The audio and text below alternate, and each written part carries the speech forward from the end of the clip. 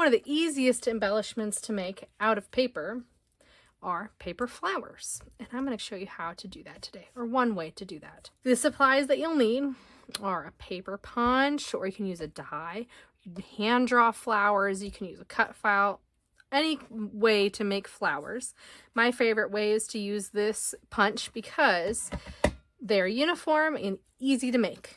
I also have leaves here, and I'll show you how I shape leaves here in a minute. You need some type of foam pad.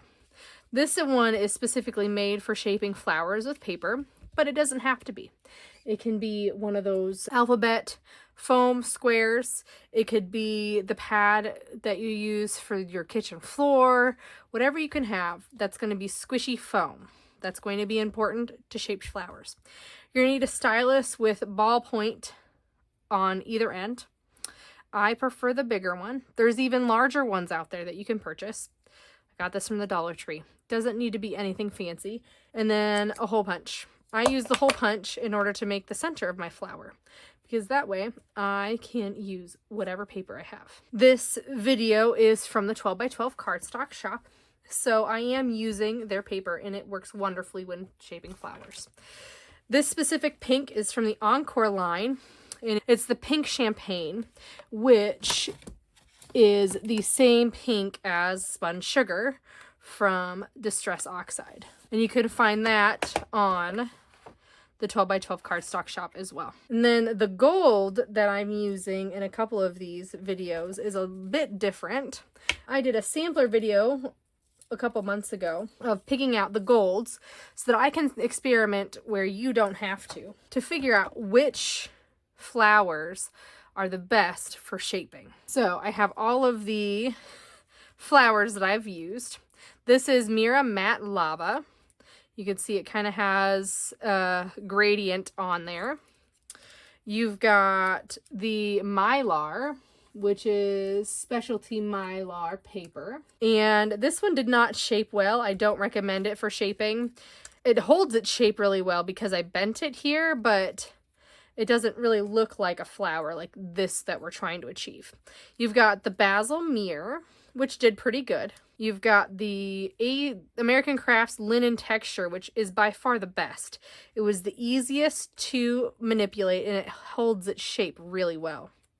Then you've got the Mirri brushed gold, which holds its shape as well. Wasn't as easy as the American Crafts. The Bazzill matte. This does not look good with shaping flowers. You can kind of see all the bends and folds, and I don't really like that. And then you've got Mirri Mirror. So I think out of the ones that I like the best, the easiest one was American Crafts, and it's holding its shape really well. And then the MirriCard stocks did really well as well.